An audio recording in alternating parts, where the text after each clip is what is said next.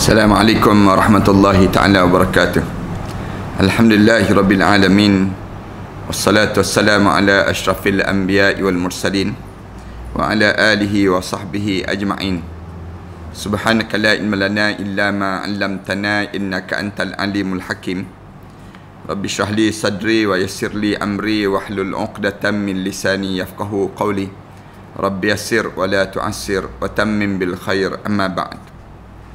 Para penonton dan sahabat-sahabat yang dirahmati sekalian, alhamdulillah kita syukur pada Allah kerana sekali lagi kita diberi peluang oleh Allah untuk kita meneruskan perbincangan kita dalam mengenai masa depan yang perlu kita lalui dalam kehidupan kita yang disebut dengan alam barzah. Satu alam yang di mana dalam kehidupan kita ini kita perlu hidup dan perlu kita ada ilmu sewaktu mana kita hidup di dunia ini lagi, supaya bila kita sampai di alam barzah nanti tak ada di kalangan kita perasaan penyesalan ataupun pada diri kitanya rasa pada diri kita nak kembali hidup di atas dunia. Kerana ramai di kalangan kitanya, bila kalau kita boleh bercakap dengan orang yang meninggal dunia, kebanyakan di kalangan mereka sebut, kalaulah sekiranya diberi peluang untuk kami kembali hidup di atas dunia. Yang ni kebanyakan mereka bercakap demikian. Kenapa mereka sebut nak hidup balik di atas dunia? Jawabnya kerana di kalangan kita tak bersiap dan kita tak buat persiapan untuk kita nak menghadap di hadapan Allah Subhanahu Wa Taala, sehingga bila kita masuk saja dalam kubur timbul penyesalan demi penyesalan di kalangan kitanya. Punca kita menyesalnya kerana kita tak ada buat amalan-amalan dan bekalan-bekalan ataupun persiapan ataupun tinggalan yang kita kena bersiap untuk membantu kita dalam kubur nanti. Sebab itulah para penonton dan sahabat-sahabat sekalian, bila kita sebut tentang barzah, ramai di kalangan kita tanya, kenapa Allah jadikan pada kita ni ada barzah?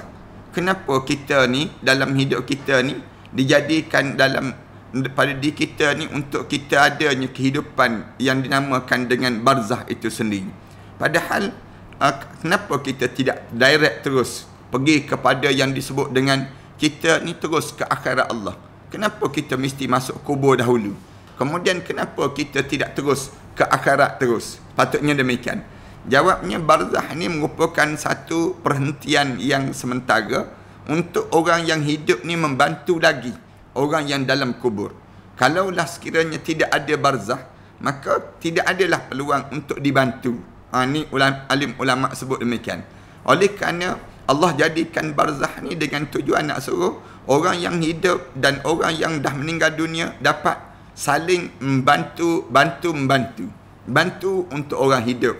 Maksudnya orang dalam kubur ni macam mana dia bantu untuk orang hidup? Dia jadikan pengajaran. Maksudnya ilmu-ilmu yang berlaku di alam kubur tersebut untuk dijadikan pelajaran bagi orang yang hidup di atas dunia. Manakala orang yang hidup di atas dunia, tolong bantulah orang yang dah berada dalam kubur. Yang ni sebelum daripada mana? Sebelum sampai ke pada mahsyar Allah. Bila sampai di pada mahsyar Allah, maka di waktu mana peluang untuk nak tolong dan bantu ni dah tak ada dah di kalangan kita. Hari yang Allah Subhanahu Wa Taala dah mula nak balas, dia panggil demikian. Adapun yang dalam kubur di barzah ini, maka peluang untuk dibantu tu ada lagi. Ramai mana orang yang masuk dalam kubur dengan dosa-dosa yang banyak. Bila dibangkit-bangkit di akhirat, bangkit-bangkit dengan tiada lagi dosa dia. Kerana dibantu oleh orang yang hidup di atas dunia, tolong orang dalam kubur ini sendiri. Manakala ada orang yang dia hidup dia di atas dunia ini, dia hidup atas dunia ni dengan pahala-pahala yang banyak. Bila masuk dalam kubur, pahala-pahala dia jadi hilang. Pahala-pahala dia. Punca apa? Punca orang yang di atas dunia ni membebankan pada dia waktu mana dia berada dalam kubur itu. Ni sebab tu Allah jadikan peluang pada kita. Hidup di atas dunia, orang yang hidup atas dunia, tolong orang dalam kubur. Orang dalam kubur, tolong orang yang hidup di atas dunia. Ni di antara saling lengkap-melengkap. Ada lagi peluang dipanggil saat yang demikian. Supaya bila kita masuk saja dalam kubur tu, kita masih ada lagi kesempatan untuk ditolong dan dibantu. Antaranya hari ini kita bincang tentang mengenai bagaimana kita mengenai hadiah bacaan kepada si mati. Bila kita hidup atas dunia ni, kita hidup atas dunia, kita tolong orang dalam kubur. Tolong macam mana? Baca bacaan ayat-ayat Quran, ataupun kita buat amalan-amalan tertentu yang kita buat tadi, sampai ke tak sampai, dapat ke tak dapat orang dalam kubur ini sendiri. Sebab itulah berdasar pada kita mulakan perbincangan ini pada muka surat 131. Cerita dalam kitab ni lah, kitab mengenai di sebalik rahsia kematian, alam akhirat dan juga hari kiamat. Sampailah pada tajuk mengenai hadiah bacaan kepada mayat itu. Rasulullah sallallahu alaihi wasallam bersabda, Rasulullah sebut begini, "Idza matal insanu in qata'a amaluhu illa min thalas." Hadis ni hadis masyhur ni. Bila mati saja anak Adam, terputus amalan-amalannya kecuali 3. 3 je yang tak putus. Mati saja anak Adam, maka Rasulullah sallallahu alaihi wasallam sebut dalam hadis ni, ada 3 benda yang tidak memutuskan pahala-pahala untuk diri dia. Yang lain tu terputus lah. Sebagaimana terputusnya nyawa, sebagaimana kitanya terputusnya hubungan yang dipanggil percakapan, terputus-putus semua di kalangan kita. Maknanya bila kita mati terputus, dia panggil demikian. Maknanya terputus ni terpisah di antara kita dengan yang biasa kita lakukan. Bila sebelum daripada kita mati ni, hari-hari kita boleh bercakap, tapi bila kita mati tak boleh dah cakap. Kemudian bila kita hidup ni, kita boleh makan, bergurau, senda dan sebagainya. Bila kita mati, maka di waktu sebab tak ada lagi gurau senda, tak ada lagi kehidupan. Orang panggil tak hidup dah. Di antara orang yang pertama mati ni bila Qabil dengan Habil, peristiwa tersebut terjadi ni. Bila terjadi sebut tentang mati itu, Nabi Adam terdiam. Disebutnya demikian. Bila tanya, apa benda mati ni? Mati ni apa? Lalu disebut perpindahan daripada kehidupan dunia kepada kehidupan di akhirat Allah, ke barzah. Dia panggil demikian. Perpindahan kematian ini. Lalu menyebabkan barulah lepas pada itu, Hawa alaihissalam ni, ibu kita ni mula menangis terus. Maknanya apa dia? Kehidupan kita ni, bila kita mati putus segala benda. Rasulullah sallallahu alaihi wasallam sebut tak ada dah, kecuali 3 benda je yang masih lagi berterusan. Di antara yang putusnya, putus amalan, dipanggil putus amalan. Amalan kita ni terputus. Semayang tak boleh dah, puasa tak boleh dah, kemudian haji tak ada dah, sedekah kita habis dah pahala untuk kita buat di waktu mana berlakunya kematian. Kecuali 3 benda ni pahala berterusan. Apa dia? Rasulullah sebut sadaqatun jariyah, sedekah yang mengalir. Rasulullah sebut demikian. Ada sedekah yang tidak jariyah, ada sedekah yang jariyah. Sedekah yang terus hidup. Jariyah ni maknanya terus hidup. Kita sedekah buat masjid. Masjid tersebut terus diguna pakai oleh orang ramai. Orang ramai guna.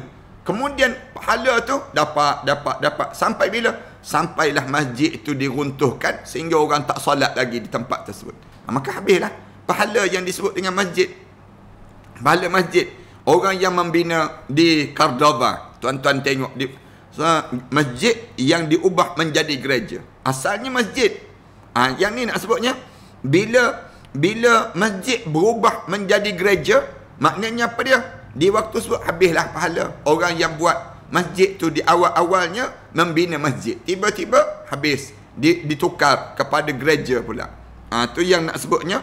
Yang ni sadaqatun jariyah, sedekah yang terus hidup. Ataupun kita buat sekolah agama, ma'had tahfiz, kita bangunkan demikian. Selagi mana ada ma'had tahfiz tersebut, selagi itulah pahala-pahala hidup. Ada orang yang orang alim, dia buka pondok, misal contohnya, dia buka yang disebut dengan madrasah, dia buka tu kaedah zaman-zaman kita sebelum daripada ni. Mereka buat demikian. Tujuan apa mereka buat tu? Nak suruh pahala tu hidup. Jariyah, pahala ni hidup. Dia ada pahala yang mati, ada pahala sedekah yang terus mengalir, dia panggil demikian. Yang kedua, wa ilmun yantafa'u bih. Yang kedua, Rasulullah sallallahu alaihi wasallam sebut, lepas pada kita mati, sebelum kita mati itu kita sempat mengajar. Kita mengajar. mengajar suatu ilmu yang bawa manfaat dalam kehidupan masyarakat. Tak kira lah ilmu apa sekalipun, sampai ilmu buat sambal sekalipun. Ilmu apa dia? Yang ulama-ulama kata yang utamanya ilmu agama. Dia yang menyebabkan bawa manfaat. Tak adalah ilmu yang bawa manfaat dalam hidup kita ni. Ilmu yang menjadikan diri kita semakin dekat dengan Allah Subhanahu Wa Taala. Ini dipanggil al-ilmu yang tafi'un bih. Ilmu yang bawa manfaat dalam kehidupan seseorang. Ilmu ni penting dalam kita mengajar.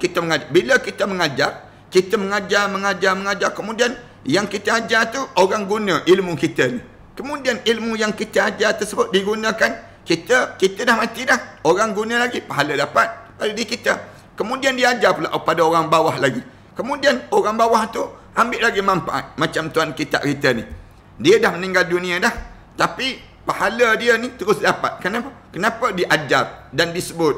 Bila diajar dan disebut berterusan, dan diajar disebut berterusan dalam kehidupan ini, maka dalam keadaan demikian, pahala tu dapat dalam kehidupan seseorang. Kemudian kehidupan pahala ni berterusan dapat kepada siapa? Kepada orang yang masih lagi dalam keadaan yang telah meninggal dunia, tapi dia panggil sistem MLM dipanggil. Maknanya orang yang atas tu sentiasa untung lah. Kenapa untung? Kerana dianya yang telah mengajar kepada benda-benda yang baik, kemudian akhirnya orang lain ikut dengan ilmu yang dikembang. Sebanyak mana ilmu dikembang, sebanyak itulah pahala-pahala yang didapat dalam hidup dia. Dua. Yang ketiga, wa waladun salih yad'uhu lah. Anak yang salih yang mendoakannya. Anak tu anak, kemudian yang salih pula. Yang ketiga ni, dahlah anak, kemudian salih, kemudian doa pada diri dia. Tiga benda ni berlaku dalam serentak pada seseorang. Kita meninggalkan zuriat kita, anak-anak. Tapi anak-anak kita ni tak soleh. Dia tak doa pada diri kita. Tak dapat juga pada diri kita. Mesti pada diri kita ni dapat daripada anak. Cuma alim ulama bincanglah anak ni macam mana. Yang pertama anak sendiri, anak kandung. Yang kedua anak tiri. Anak juga anak tiri. Orang di kalangan kita ni ada anak-anak tiri. Kemudian anak apa dia? Anak angkat. Dalam Islam dia tak demikian. Anak angkat. Kemudian siapa lagi? Lepas pada anak angkat, diberi lagi yang disebut dengan, dikembangkan lagi. Lepas pada sebut, dinamakan dengan anak saudara. Kemudian anak susuan. Kemudian anak-anak ni dikembang. Tak boleh juga habis sangat dah anak ni. Tak ada dah anak. Anak angkat pun tak ada, anak tu tak ada dan sebagainya. Ambil anak kucing. Senang ceritanya. Anak kucing jadi anak juga. Senang. Pada diri kitanya. Untuk kitanya apa dia? Untuk dia doakan diri kita. Dia bincang perkara demikian. Termasuk kita bela binatang-binatang dan sebagainya. Binatang ternakan ini, dia doakan diri kita ataupun tidak. Itu perbincangan alim ulama dalam perkara demikian. Walaupun ini sekalipun, biar kita ni, anak-anak kita ni, kita ajar awal-awal lagi. Bagi tahu ada anak kita. Bila abah tak ada, bila abi tak ada, bila umi tak ada, bila tak ada ni, maka di antara benda yang kamu kena buat dalam hidup kamu ialah apa dia? Kamu diajar supaya baca doa. Kamu diajar supaya ziarah kubur. Kamu diajar supaya jangan tinggalkan berdoa dan berdoa. Biar setiap kali mana kamu solat, kamu buat amal ibadah apa pun, kamu sentiasa niat untuk arwah abah, untuk arwah abi, arwah umi, arwah mami. Semua ni di kalangan kita ni, kita sebut keadaan yang demikian. Hadis yang kita sebut tadi jelas menunjukkan bahawa hanya 3 perkara yang boleh membantu si mati di alam barzah. Hadis ni jelas-jelas cerita demikian. Iaitu sedekah jariah, ilmu yang dibawa manfaat, ilmu yang bermanfaat, ilmu yang bukan ilmu yang sesat, tidak, tapi ilmu yang bermanfaat. Dia ada 2, satu ilmu yang sesat, satu lagi ilmu yang bawa manfaat. Manfaat ni maksudnya ilmu yang bermanfaat ni Rasulullah tak sebut satu-satu, tapi Rasulullah guna segala benda ilmu yang boleh tarik kita ke akhirat Allah, boleh bawa masuk syurga Allah, maka itu ilmu bermanfaat. Itu cara dalam Islam. Manakala ilmu yang menyimpang diri kita pada Allah, sehingga kan kita lupa pada Allah, dianggap ilmu itu ilmu mudarat. Ilmu yang sesat dalam hidup kita. Yang ni jadi bahaya dalam kehidupan seorang. Dan doa anak yang soleh. Anak kita tu yang soleh tu, kita didik dia, kita asuh dia, kemudian dia menjadi anak yang soleh, maka selain daripada perkara-perkara tersebut adalah diragui kesahihannya yang dibincangkan oleh para alim ulama ini sendiri. Allah Ta'ala berfirman, wa allaysa lil insani illa ma sa'a.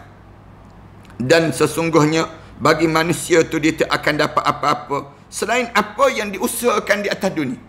Atas dunia ni kita sedang berusaha untuk mengenyangkan perut kita ke, ataupun kita sedang berusaha untuk membanyakkan pahala kita, melayakkan kita ke syurga. Ni dipanggil wa allaysa lil insani illa ma sa'a. Manusia ni sentiasa dalam hidup dia akan dapat apa yang dia sa'a, apa yang dia usaha. Manusia, benda yang dia tak berusaha dia tak akan dapat. Dalam hidup dia, benda yang dia buat, segala apa peribadi kita, tingkah laku kita, perbuatan kita, segala apa yang kita lakukan di dunia ini Allah Subhanahu Wa Taala jadikan untuk apa dia? Illa ma sa'a. Kamu akan dapat semua benda yang kamu buat. Kamu senyum ada orang, kamu akan dapat pahala. Kamu apa dia? Kamu cakap dengan bahasa yang lemah lembut, kamu dapat pahala. Benda yang kamu lawan, kamu sebaliknya itu, kamu kasar, kamu tengking orang, kamu berkelahi suami isteri, semua benda tersebut illa ma sa'a, kamu dapat semua benda-benda yang demikian. Yang pahala pun kamu dapat, yang dosa pun kamu dapat dalam hidup kamu. Maknanya setiap hari ini kita sedang berusaha untuk nak mengenyangkan perut ke, untuk mendapatkan syurga ke, ataupun menghumbankan diri kita ke dalam neraka. Ada orang yang fikir untuk hidup untuk dunia je. Aku tak peduli semayang, tak peduli tutup aurat, tak peduli segala benda yang ada pada diri aku ni, pada diri dia ni, dia rasa bahawa benda tersebut aku nak hidup untuk dunia je, bukan aku nak hidup untuk dalam kubur pun. Dia dapatlah dunia. Wa man kana siapa-siapa yang nak kepada dunia, Allah akan bagi benda yang dia nak pada dunia. Tapi siapa yang nak pada akhirat, nu'tiha minha. Allah akan bagi benda yang dia nak kepada akhirat tersebut dalam hidup kita. Kita ni tiap-tiap hari begitulah. Tuan-tuan pergi kerja ke, lepas PKP ni, katakanlah PKP ni dibuka lepas pada ni, maka kita pergi kerja tersebut, kita pergi dalam keadaan yang nak pada akhirat ke, kita nak pada dunia. Wa an laysa lil insani illa ma sa'a. Manusia ni tak dapat apa-apa kecuali yang dia sa'a, apa yang diusahakan di atas dunia ni. Ayat ni menunjukkan bahawa seorang tu tidak dapat memperolehi manfaat daripada amal yang dilakukan oleh orang lain. Tetapi masih terdapat perbezaan penafsiran daripada para tafsir pada ayat ini. Bertembung di antara yang ni, di antara ayat yang ni dengan hadis Rasulullah sallallahu alaihi wasallam tadi. Hadis Rasulullah sallallahu alaihi wasallam kata, ada juga dapat lagi. Kemudian ayat yang Allah Subhanahu Wa Taala sebut, wa allaysa lil insani illa ma sa'a. Manusia ni dia akan dapat bila masuk dalam kubur nanti, dia dapat yang dia buat atas dunia je. Benda yang dia tak buat dah mati dah. Dia nak dapat apa lagi? Lalu alim ulama bincang perkara demikian. Menurut Ibn Abbas, keterangan dalam ketetapan hukum ayat itu dihapuskan oleh ayat yang lain. Ibn Abbas kata ayat itu ada lagi ayat yang lain yang mengatasi kepada ayat ni sendiri. Ayat lain tu apa dia? Walladzina amanu wattaba'athum zurriyyatuhum biimanin alhaqna bihim zurriyyatahum wama alatnahum min amalihim min syai' wa kullu imri'in bima kasaba rahin. Allah Subhanahu Wa Taala sebut dalam surah At-Tur. As-Sur ayat yang ke-21. Walladzina amanu, dan orang-orang yang beriman pada Allah. Wattaba'athum zurriyyatuhum, kemudian diikuti anak cucu mereka yang mengikut keimanan mereka tersebut. Biimanin alhaqna bihim, kami pertemukan mereka dengan anak cucu mereka tersebut. Ni alif ulama bincang. Alhaqna bihim zurriyyatahum, di kalangan zuriat mereka. Maknanya kalau bapa tu soleh, anak-anak ni akan dapat manfaat daripada bapa yang soleh. Ini cara demikian. Allah Subhanahu Wa Taala sebut walladzina amanu, orang yang beriman pada Allah, wattaba'athum zurriyyatuhum, dan diikuti oleh zuriat mereka. Zuriat mereka ikut apa dia? Biimanin, dengan keimanan pada Allah, alhaqna bihim, lalu kami akan ikatkan mereka tersebut, zurriyatahum, dengan zuriat mereka tersebut. Maknanya mereka akan diketemukan balik. Kami akan pertemukan balik dengan zuriat-zuriat mereka. Kerana keimanan kamu diikuti oleh anak-anak cucu kamu. Lalu Allah gunakan dengan keimanan. Tak kira lah cara beriman tu macam mana. Dengan sembahyang ke, dengan tutup aurat ke, dengan baca Quran ke, dengan apa pun. Bila anak cucu ni buat benda apa yang diajar oleh arwah ayah, arwah datuk, arwah nenek ni, maka akan dipertemukan balik dengan zuriat-zuriat ini sendiri. Wa ma alatnahum min amalihim min syai', dan kami tidak kurangkan sedikit pun pahala amalan kebaikan mereka tersebut. Allah Subhanahu wa taala sebut, wa ma alatnahum, kami tidak sikit pun kurangkan yang disebut dengan pahala-pahala daripada apa yang dilakukan oleh zuriat-zuriat mereka tersebut, min amalihim min syai', min amalihim min syai', daripada amalan-amalan mereka sikit pun. Wa kullu mri'in bima kasaba rahin, setiap orang terikat dengan apa yang dikerjakan dalam kehidupan dia di atas dunia ini sendiri. Anak dapat membantu ibu bapa pada hari kiamat. Ini dipanggil demikian. Sebagaimana ibu bapa boleh bantu anak-anak di hari kiamat nanti, demikian juga anak boleh bantu ibu dan ayah di hari kiamat nanti. Dengan kata lain, seorang ayah akan diberi syafaat oleh Allah Ta'ala kerana anak-anaknya. Kita ni ada anak kan?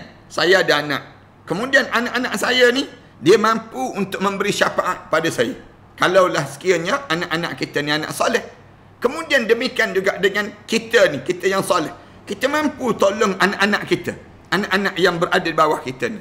Itu saya sebut tadilah. Anak-anak ni, biar kita dapat ramai anak-anak. Kalau kita tak ada anak, ada orang kata, Ustaz, saya ada 3 orang je, 4 orang je. Ambil anak-anak angkat. Tuan-tuan ambil anak-anak tahfiz untuk ditaja. Tuan-tuan ambil yang disebut dengan, ni peluang untuk kita menambahkan zuriat kita. Itu satu cara. Kita tangguh mereka belajar. Tangguh mereka belajar sebut, jadikan mereka anak-anak angkat kita. Ini satu cara yang diajar dalam Islam untuk kita je dapatkan manfaat demikian. Anak-anak ni bagi syafaat pada kita di hari akhirat. Kerana anaknya ataupun sebaliknya, iaitu seorang ayah akan diberi syafaat oleh Allah Ta'ala kerana anak dia ataupun sebaliknya. Seperti yang ditunjukkan dalam ayat yang dalam Al-Quran Karim surah An-Nisa ayat yang ke-11. Yusikumullahu fi auladikum lizzakari mislu hazzil unsayain fa in kunna nisaan fawqa ithnatayn falahunna thulutha ma tarak wa in kanat wahidatan falahan nisf wa li abawayhi likulli wahidin minhum as-sudus mimma taraka in kana lahu walad wa fa in lam yakul lahu walad wa warithahu abawahu fali ummihi as-sulus fa in kana lahu ikhwatun fali ummihi as-sudus min ba'di wasiyatin yusi biha aw dain aba'ukum wa abna'ukum la tadruna ayyuhum aqrabu lakum naf'a faridatan min Allah innallaha kana aliman hakima. Allah Subhanahu wa taala sebut diwasiat, Allah wasiatkan pada kamu, yusikumullah, Allah mensyariatkan pada kamu dalam harta pusaka ni, fi auladikum, terutama pada pembahagian harta pusaka pada anak-anak kamu ni, lizzakari mislu hazzil unsayain. Lalu Allah jadikan bagi anak lelaki itu menyamai dua bahagian daripada anak perempuan. Daripada anak perempuan, maknanya 2/3 hak anak lelaki, manakala 1/3 hak anak perempuan. Dan jika anak itu semuanya perempuan, dan kalau falahunna thulutha ma tarak, kalaulah fa in kunna nisaan fawqa ithnatayn, katakanlah anak perempuan itu lebih pada 2 orang, falahunna thulutha ma tarak, dan jumlah lebih daripada 2 orang, maka bahagian mereka ialah 2/3 daripada harta yang ditinggalkan. Katakanlah kita meninggal dunia dalam keadaan meninggalkan anak perempuan. Anak perempuan tu lebih pada 2 orang. Maka anak perempuan ni lebih pada 2 orang tu, maka anak perempuan tersebut dapat 2/3. 1/3 lagi asabah, ataupun 1/3 lagi diberi kepada apa dia, bahagian-bahagian yang lain. Tapi anak perempuan ni dia dapat yang disebut dengan yang dinamakan dengan 2/3 daripada peninggalan harta ayah dia yang dia meninggal dunia. Adik-beradik semua perempuan. Adik-beradik semua perempuan. Maka adik-beradik perempuan ni dia dapat 2/3. 1/3 lagi yang ada tersebut, yang ni pada pak saudara, kepada banyak lagi orang-orang lain yang dibahagikan dalam bahagian ini. Ini cerita dalam kaedah faraid lah. Yang ni boleh bincang balik, dia panggil demikian. Jika dia anak perempuan itu seorang saja, wa in kanat wahidatan falahan nisf. Katakanlah dia tinggal anak perempuan, seorang je anak perempuan. Anak perempuan tu dapat 1/2 daripada harta benda dia. Wali abawaihi likulli wahidin minhumas sudus. Dan maka dia memperolehi separuh daripada yang tinggal. Dan untuk kedua ibu bapa, bahagian masing-masing telah bahagian, katakanlah dia meninggal dunia tapi ada mak ayah. Mak ayah tersebut dapat 1/6 daripada harta yang ditinggalkan. 1/6 yang ditinggalkan oleh harta anak dia. Jika si mati itu mempunyai anak, Allah Subhanahu Wa Taala sebut. Kemudian fa illam yakul lahu walad wa warisahu abawahu fali ummihi sulus. Dia mempunyai anak. Jika mati itu tidak mempunyai anak, dan kemudian kalau dia mati tidak mempunyai anak dan hartanya diwarisi oleh kedua ibu bapa dia saja. Ibu bapa saja. Mati tapi tak ada anak pada diri dia. Harta benda ada. Maka ibu bapa dia saja, maka ibunya mendapat 1/3. 1/3 daripada harta benda dia. Jika si mati itu mempunyai berapa saudara, adik-beradik perempuan, adik-beradik lelaki, maka ibunya dapat 1/6. Dia mati, tapi harta benda banyak, tak sempat kahwin, anak pun tak ada. Maka dia dapat pada siapa? Pada adik-beradik. Adik-beradik dapat. Adik-beradik pun dapat, ibu pun dapat. Ibu dia dapat 1/6. Pembahagian tersebut dilaksana setelah mana yusi min ba'di wasiyatin yusi biha audain. Semua pembahagian harta pusaka ni selesaikan 2 perkara dah. Yang pertama hutang dia, yang kedua wasiat dia. Kalau dia ada wasiat, tolong tunaikan wasiat dia terlebih dahulu. Kemudian lepas pada tersebut jangan cepat nak ambil bahagian harta pusaka lagi. Kemudian yang keduanya, tolong selesaikan masalah hutang piutang dia. Dia ada hutang rumah, katakanlah dia meninggal dunia, dia ditinggalkan rumah dan dia ada hutang kenderaan, bayar terlebih dahulu hutang-hutang dia. Kemudian dalam keadaan demikian, abaukum wa abnaukum, kemudian orang tua kamu dan anak-anak kamu, la tadruna ayyuhum aqrabu lakum naf'a, kamu tidak mengetahui siapa di antara mereka yang lebih banyak manfaat bagi kamu. Ni Allah Subhanahu Wa Taala sebut. Dalam ayat ni Allah Subhanahu Wa Taala sebut abaukum wa abnaukum, sama ada ayah ataupun anak. La tadruna ayyuhum aqrabu lakum naf'a. Kamu tak tahu, kadang-kadang kamu dapat manfaat daripada ayah, kadang-kadang kamu dapat manfaat daripada anak. Kamu tak tahu dalam hidup kamu. Allah Subhanahu Wa Taala sebut la tadruna. Kamu tak tahu yang mana yang lebih dapat manfaat dalam hidup kamu. Sama ada manfaat harta ataupun manfaat yang disebut dengan amalan. Amalan yang dibuat oleh mereka sebut. Kadang-kadang kita ni dapat manfaat kenapa? Ayah kita yang soleh. Lalu kita dapat daripada dia. Kadang-kadang kita dapat manfaat ni daripada mana? Daripada anak yang soleh. Daripada anak ni manfaat dalam hidup kita. Allahu Akbar. Kemudian Allah Subhanahu Wa Taala sebut faridatan minallah, ini ketentuan yang ditentukan oleh Allah. Innallaha kana aliman hakima. Sungguhnya Allah ni aliman hakima. Allah ni maha mengetahui dan juga maha bijaksana.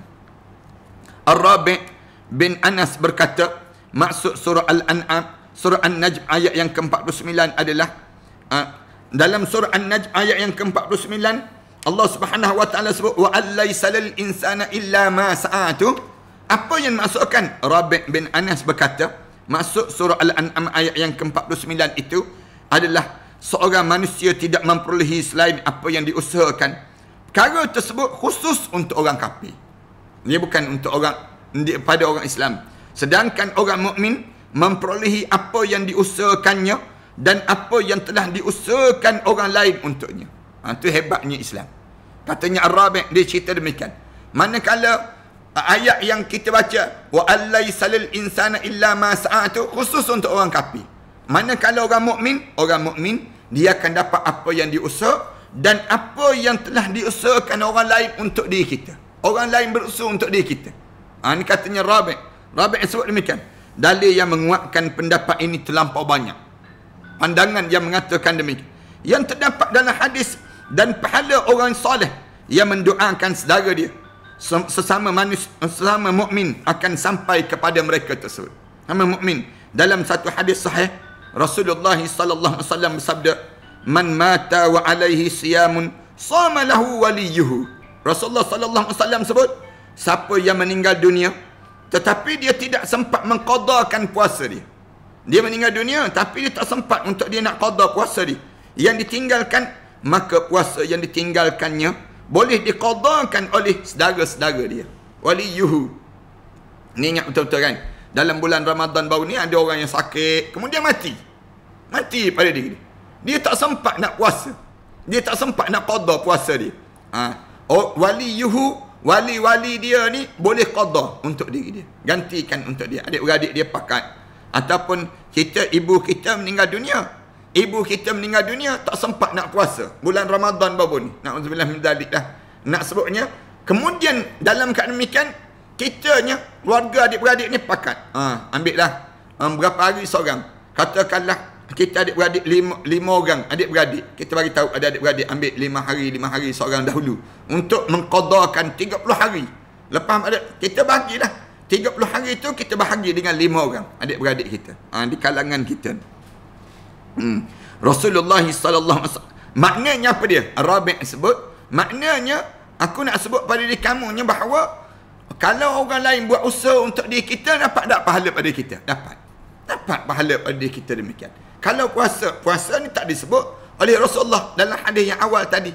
Hadis di awal-awal Rasulullah sallallahu alaihi wasallam tak sebut tentang puasa. Tapi bila cerita tentang mengenai demikian, ada lagi hadis yang cerita tentang man mata wa alaihi siyam. Orang yang mati sedangkan dia dalam keadaan tak selesai qada puasa, sama lahu waliyuhu. Maka puasalah orang yang ganti pada dia ni, waliyuhu ni, ataupun saudara-saudara dia, adik-beradik dia, gantikan untuk dia tersebut. Boleh. Sampai ke tak sampai pahala puasa tu, sampai pada keluarga tersebut. Rasulullah sallallahu alaihi wasallam kata, pada seorang pemuda yang menunaikan haji untuk orang lain. Ada pernah seorang pemuda yang dia datang untuk dia tunaikan haji untuk orang lain, sedangkan dia belum menunaikan haji untuk dirinya sendiri. Dia sendiri tak buat lagi haji, tapi nak buat haji untuk orang. Rasulullah kata, tunaikanlah haji untuk diri kamu, kemudian barulah kamu tunaikan haji untuk syabramah, keluarga dia tersebut, kerabat dia tersebut. Rasulullah kata, kamu buat haji dulu. Lepas pada kamu buat haji untuk orang lain pula. Sampai ke tak sampai pahala haji yang diupah ini digantikan tadi, sampai pahala sampai pada orang yang telah meninggal dunia tersebut.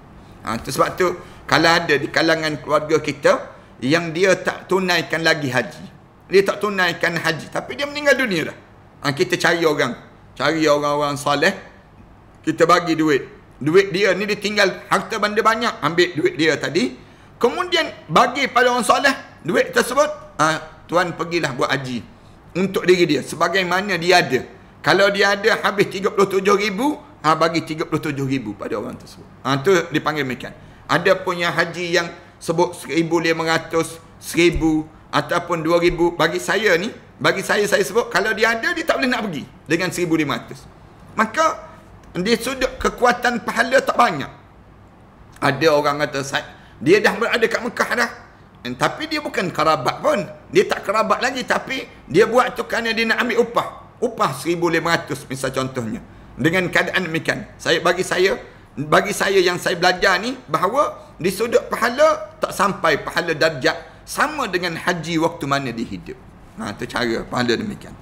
Kalau nak suruh jadi sama tu, bagi sebanyak mana dia ada. Kalau dia ada sebanyak tu yang diperlukan untuk melaksanakan ibadah haji, bagi sebanyak tu juga.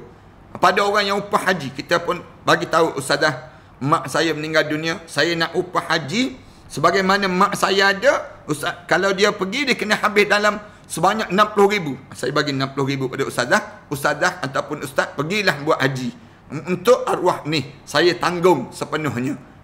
Maksudnya kita tanggung ni apa dia? Kita upah dia sebanyak yang demikian. Itu yang terbaik, dipanggil demikian.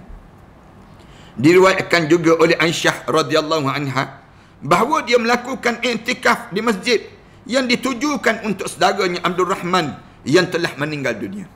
Allahu akbar. Nak sebutnya, Sayyidatina Aisyah radhiyallahu anha pernah buat amalan. Dia duduk di masjid, kemudian dia niat i'tikaf. Niat i'tikaf tu dia tujukan pada siapa? I'tikaf ini untuk Abdul Rahman, saudara dia yang telah meninggal dunia. Sampai ke tak sampai pahala? Sampai pahala. Sampai pahala. Aisyah radhiyallahu anha lakukan keadaan demikian. Melakukan ni nak sebutnya i'tikaf, sekecil i'tikaf itu.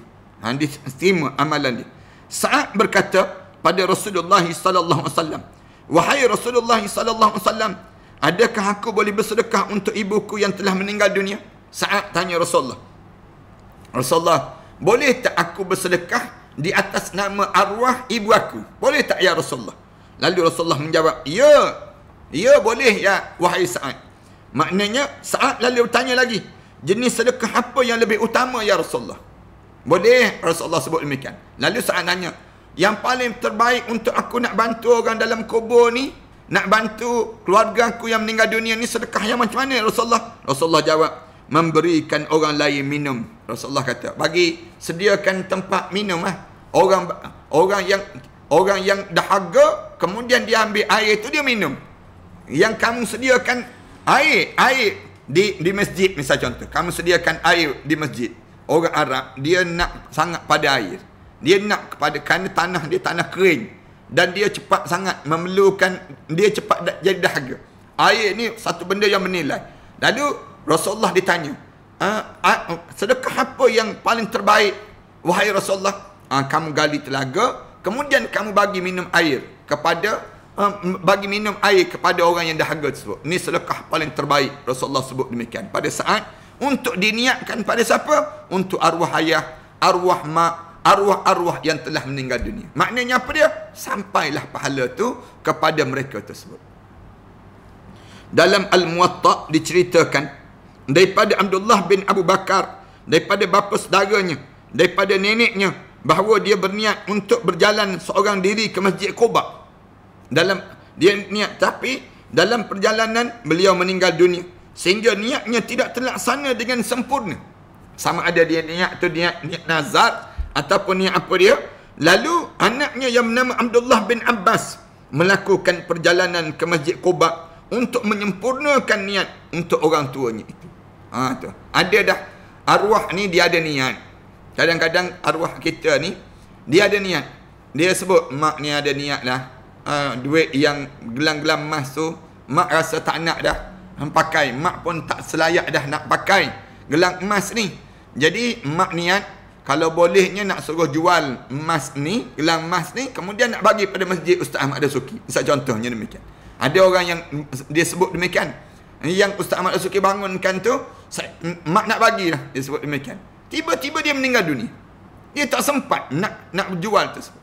Lalu macam mana nak buatnya? Anak-anak ni tolong sambung niat. Sambung niat arwah mak tadi. Kemudian ambil pakat adik-beradik. Kita tak payah ambil lah bahagian harta ni. Kita bagi atas niat dia. Dia tak sempat nak pergi ke kedai, nak jual barang kemas tadi. Jadi dia meninggal dunia. Adik-beradik kata tak apalah, ambil dah. Dia panggil demikian. Lalu kita pun bagi menunaikan niat tadi. Ataupun adik-beradik jawab. Dia kata saya tak nak lah. Saya nak juga duit. Saya nak juga duit tersebut. Katakanlah ada adik-beradik yang sebut demikian. Saya nak juga duit tersebut. Lalu kita bagi pada pihak yang dia tersebut. Lalu anak yang baik, dia pun teringat jasa ibu dia. Dia pun ambil bahagian dia ni, ataupun ditambah bahagian dia ni, dia bagi. Tu yang dinamakan dengan sampai dah pahala tersebut. Sampai pahala ni. Pahala kepada arwah yang telah meninggal dunia tadi. Ini anak-anak yang soleh dah. Anak-anak yang soleh kadang-kadang mak tu dah niat dah. Arwah tu dah niat dah. Tapi dia kata, dah dia niat saja, dia tak sempat buat. Padan muka dia sebut demikian. Ni ada juga yang jadi demikian.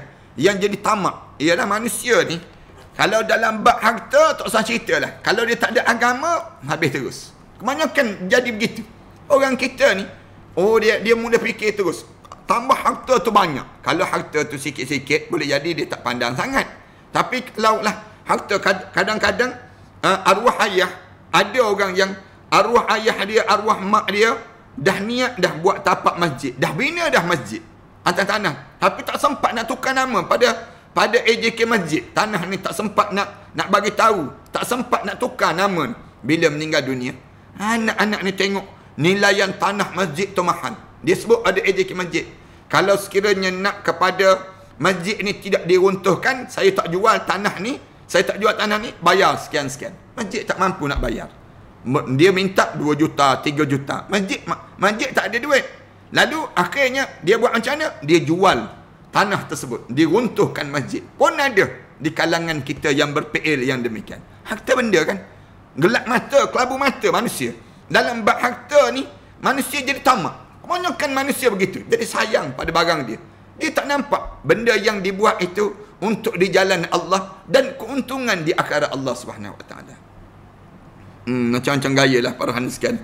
Satu dalam kitab Muwatta ni cerita daripada Abdullah bin Abu Bakar ni, bila bapa saudara dia berjalan nak pergi ke Quba, tiba-tiba meninggal dunia dalam perjalanan. Disambung oleh anak dia pula. Anak dia Abdullah bin Abbas sambung amalan yang dilakukan oleh arwah ayah ni sendiri, dilakukan demikian.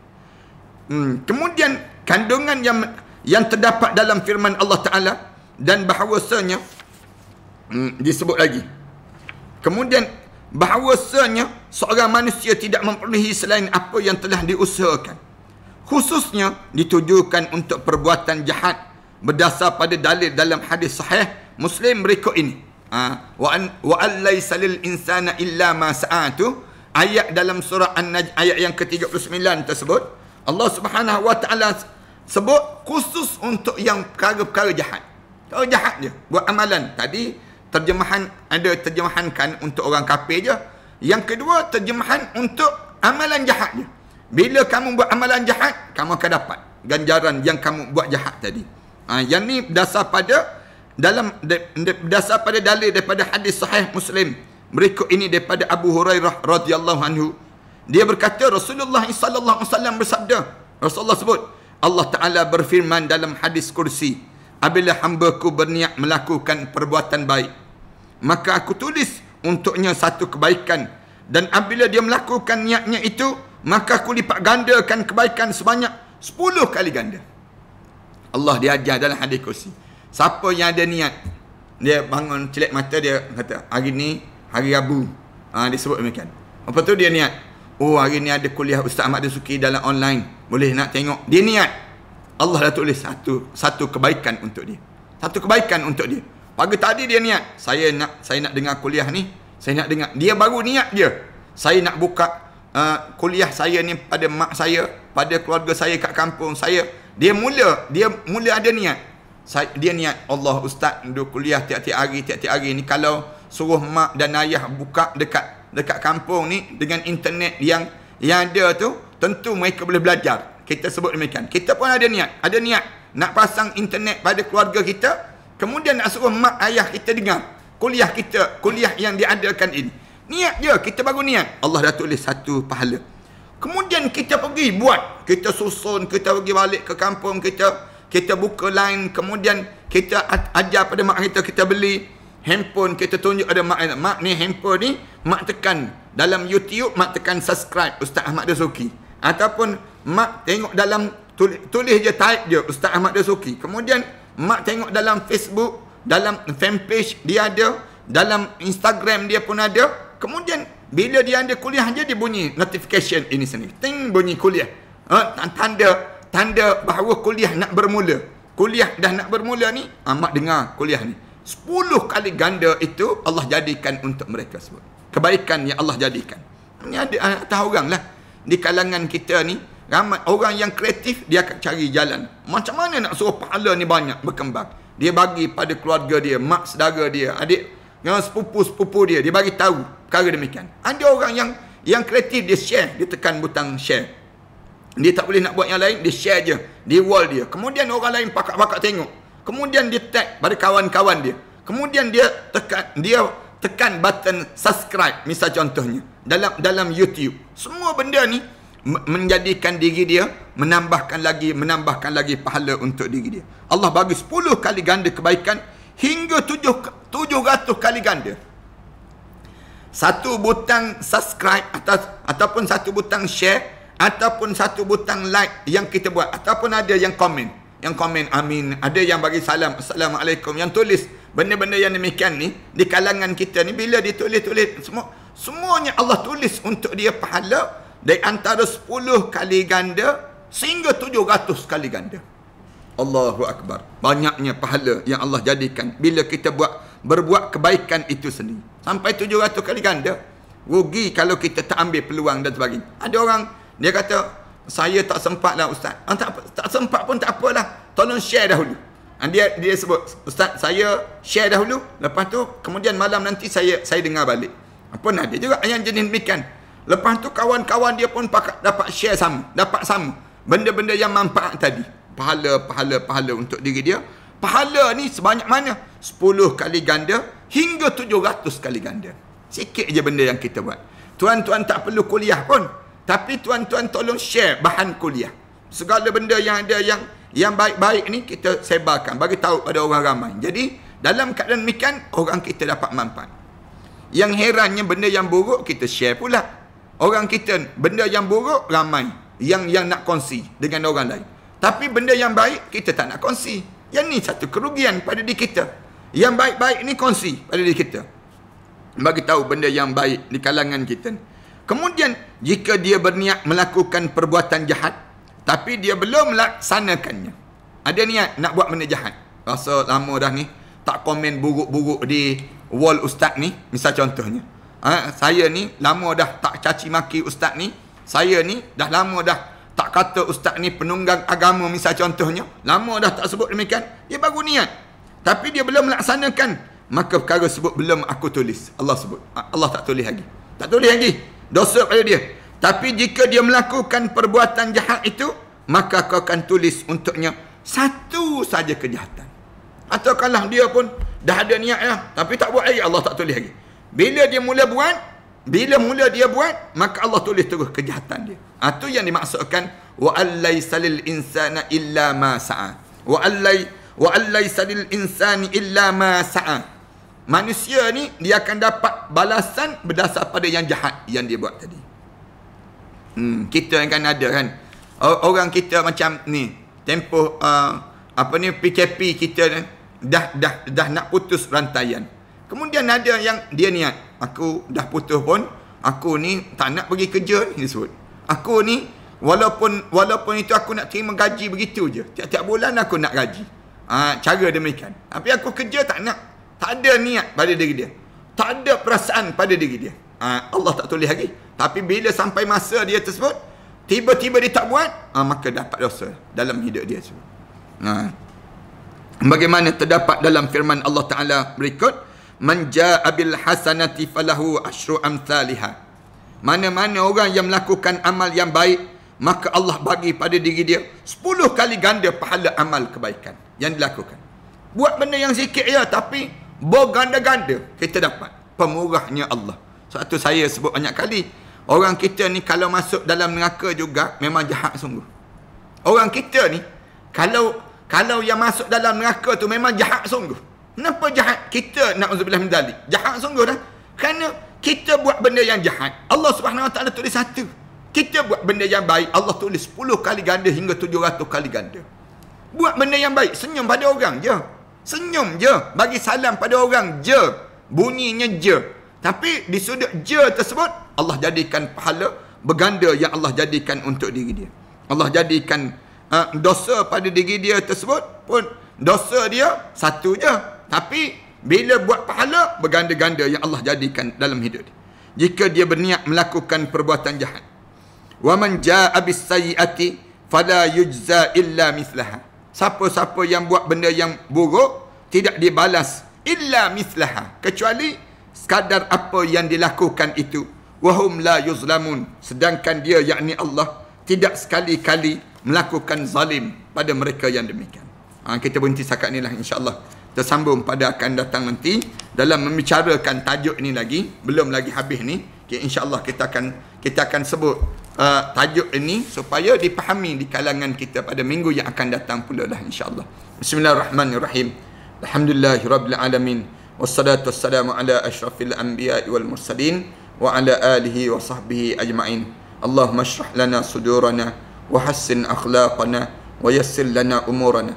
Allahumma inna na'udzubika min ilmin la yanfa' wa min qalbin la yakhsha' wa min nafsin la tashba' wa min du'a'in la yusma'. Rabbana atina fid dunya hasanah wa fil akhirati hasanah wa qina adzaban nar. Sallallahu ala Muhammad wa ala alihi wa sahbihi wasallam. Alhamdulillahirabbil alamin.